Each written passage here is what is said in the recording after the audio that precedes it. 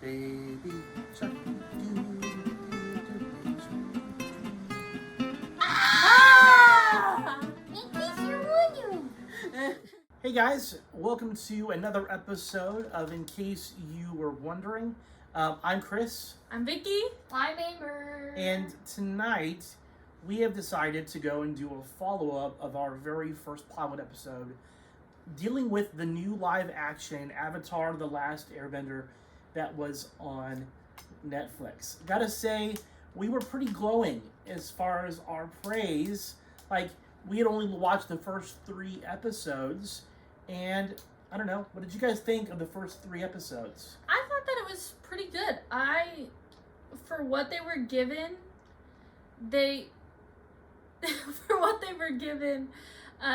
did really good about combining certain things that could be combined, and if that made any sense.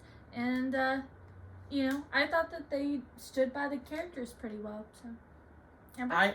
I was happy that initially in those first 3 episodes that they had done a good job of casting the characters, and I think at least at the start they had set a good tone for where things were going. And I think that after those first 3 episodes, I had really been looking forward to seeing where the rest of the season was going to go. Amber, what was your takeaway on it? What I really liked about the first couple of episodes was, like, even though they did kind of morph a lot of people in some of, like, the beginning, like when they went to Amashu and they started doing the secret tunnel, with, like, the singing, like, performers, like, I am glad it wasn't as horrible as I thought. So, I think you're confused about the first 3 episodes, but I did like the way that you worded it. Yeah, it's just, like, I did like the Warriors episode, the one with, like, Avatar Kyoshi, even though we didn't really get introduced to Kyoshi until, like, it was on Avatar Day. Yeah, Avatar Day. I forgot what season or episode, probably season 2, probably. Kyoshi was still season 1. Well, it was rather early. So, that's why I just said Avatar Day. I'm like, so we really liked the first 3 episodes. There were some stuff that we couldn't agree on, but we honestly thought that Netflix did a pretty good job staying a little more consistent with the show. Yeah, if I had given the first 3 episodes a grade in my English classes, I probably would have given it a very strong, respectable B+. Off those first 3 episodes. But now we're going to be looking at the last couple of episodes, and the last 5. we have different notes. Oh my god. So I feel like Ooh. just the responses from you guys. And mind you, things headed south drastically right at episode 4. Number 1, what happened in episode 4 that just sort of went So for you guys? I always liked Boomy because he was like a comedy relief kind of character. He was a person who lived through the whole, war and still was able to keep a good mindset. And that was like his whole character, was you had to be open to different possibilities of solving a problem. And that's why he's called the Crazy King. And they made him kind of like the enemy of Aang, which I thought was kind of weird. Yeah, when I was looking over that episode, I was doing the contemplating if I enjoyed it or really hated it. It was doing this a lot because it was going from, like, let's say, like, Paku from, like, the last 2 episodes. In Boomy, they kind of swapped personalities. Because Paku was kind of more of, like, the you're not gonna bend, I don't care, But still when he realized that Katara had the bending and was strong enough to go against him, he was able to realize that she is a powerful bender. And that's why he agreed to help her bend. But with Bumi, it was like he was getting mad at the Avatar because of he really had no control. Like from the footage that we got, that he got stuck in that storm. And the Avatar state put him in that mess. They're like, can you just imagine like the Avatar gods being like, you are stuck in the ground now, you know, you're stuck there. And then Bumi's out of nowhere. What are you doing? You left me here. Yeah. You know, and I understand that, like, when they've been friends since they were kids. Well, Aang's still a kid, but you get it. It's been tough that past the last 100 years, you know, so I get the madness you could get because it's a person that, like, out of nowhere you haven't seen them in forever, you know. Just, I wish they didn't make Bumi so negative with Aang, and they didn't bring up the topic of teaching them how to think of the different responsibilities and thoughts like how the animation did. I agree. I felt like, frankly, the interaction that they had with Bumi in the Netflix show, it really wasn't important, because he didn't really rekindle a friendship with Bumi. Exactly. He didn't learn anything new about himself or his role as the Avatar. My biggest issue, mind you, Bumi was cringy, absolutely cringy, hard to look at, couldn't take him seriously. But my biggest issue with the whole episode, and why for me it's the beginning of the end for me in the show, was they couldn't decide what story they were going to tell. It would be enough for them to just go and focus on Aang in Omashu with Bumi. But in the mix of all of that, they had to try to include the Cave of Two Lovers. They had to try to include Jet and Katara. They had to include the inventor and his son in the glider. And the freedom fighters. All of that got shoved into one episode, and it just felt like a big mess. Like they just didn't know what kind of story they were trying to tell. Did you guys have a similar kind of feeling? Yes. I mean, right when I first saw, like, you know how in the animation Aang dresses up as Pip and Paddleopsicopolis. Thank you. The third. And I then love that you remember that too. he's all dressed up in like Appa's hair and everything, and like I understand, it'll be tough as a costume. But when Jet first got introduced, I had a feeling it was Jet, because I was like either Jet or Haru. It's either those two characters that were involved into the story during the beginning that I would be like, okay, I'm okay with that if they brought him in, because it is in the Earth Kingdom colony kind of area. But I was just kind of doing the really, I want to like rip out my hair. I just remember, like, so we get into the Hevai episode where he goes into the burnt down forest, and they kind of combined all the episodes that include the spirits together. Why?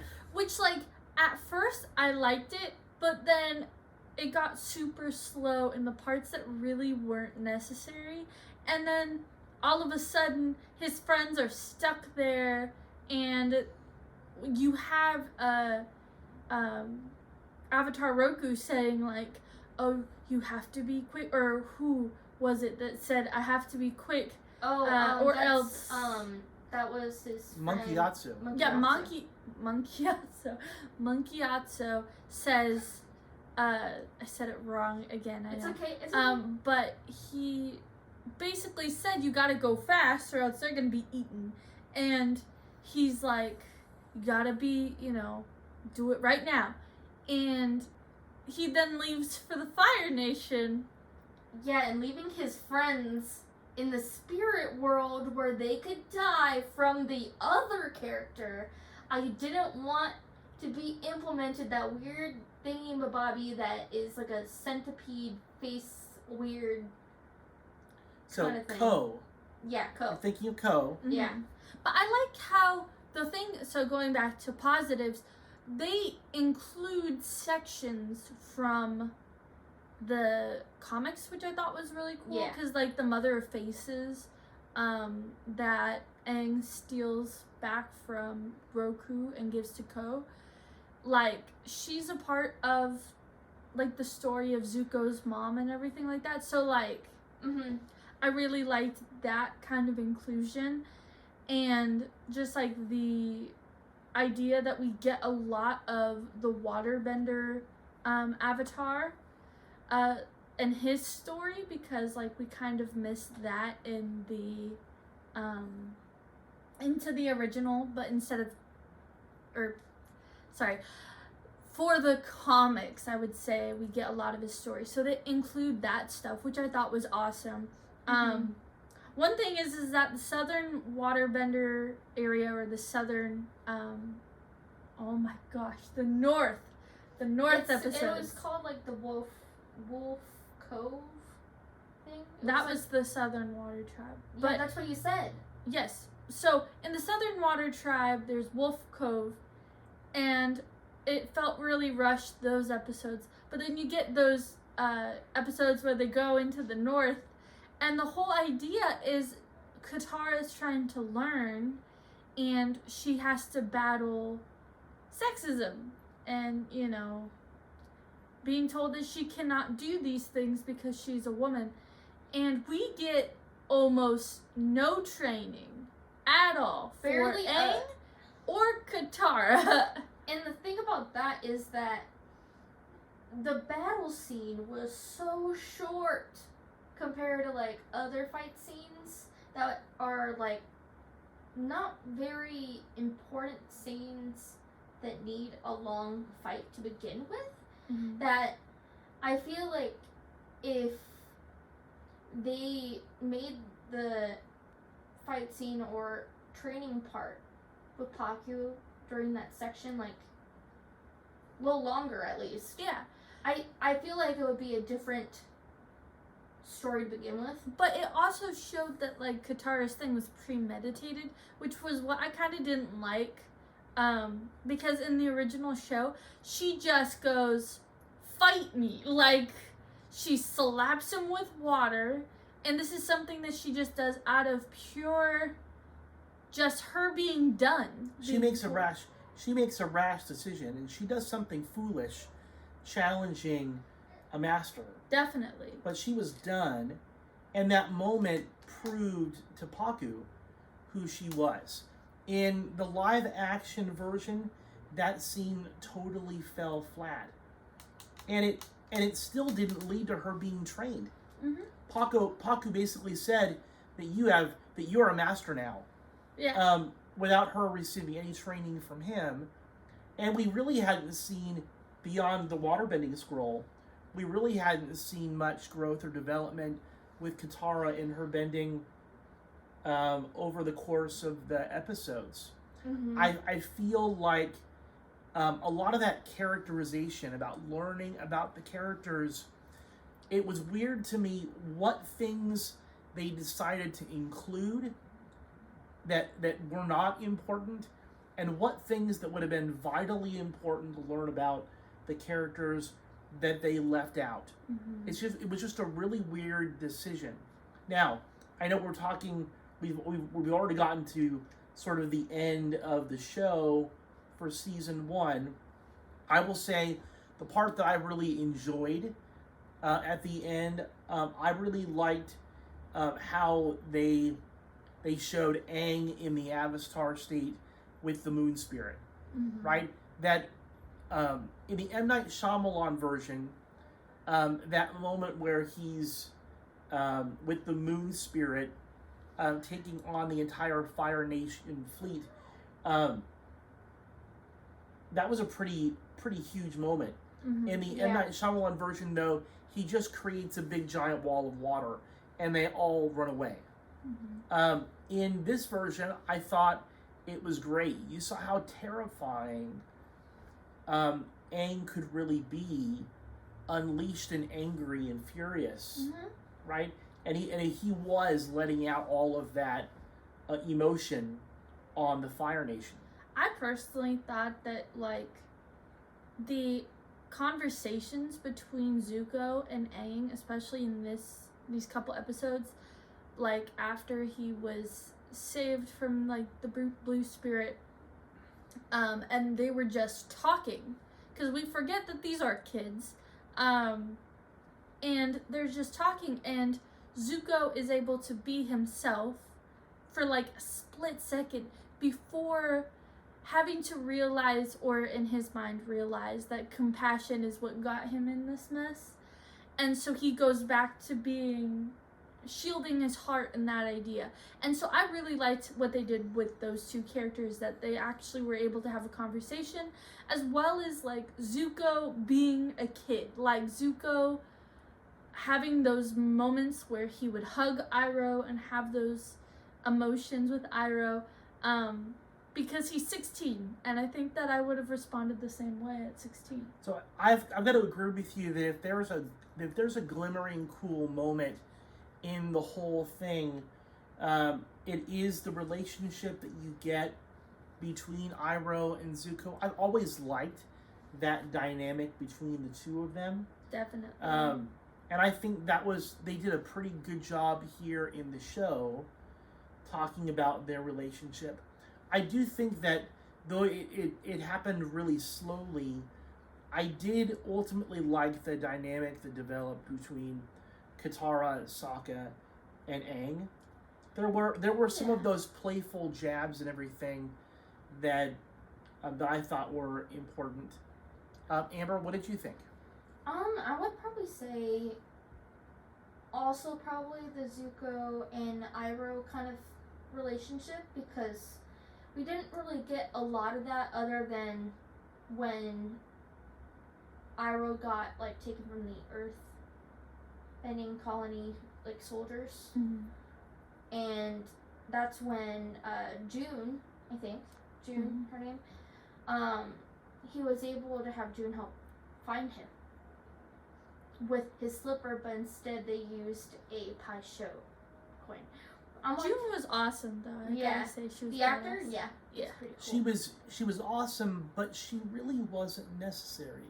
Yeah. I feel like. But I would say that I'd like to see June a little more. She does return in in the other seasons, so it would be nice to see her again. But she wasn't. Awesome. The problem is, you got 8 episodes. Yeah. 8 episodes. You got a lot of stuff to cover. If you're thinking about the story that you're going to tell, there are things you have to leave out, and there are things that need to be there to tell the story. And I'm just shocked. All the extra stuff that they put in there, and the stuff that they left out that needed to be there.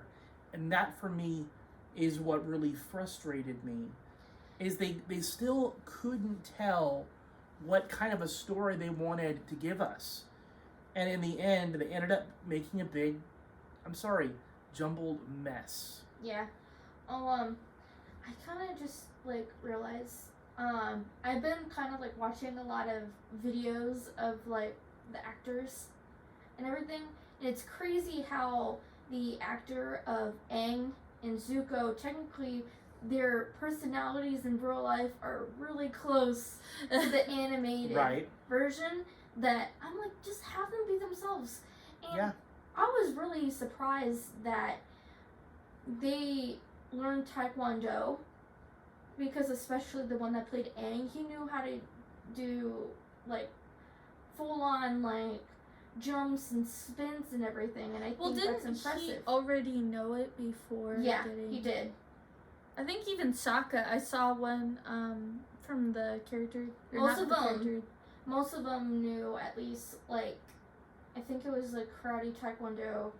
Yeah, which I think is different forms of good. self-defense kind of stuff. But I honestly, like, personally, if we're talking about, like, people or actors, I like the person who plays Boomy. I watch him on Ghost, and he's awesome.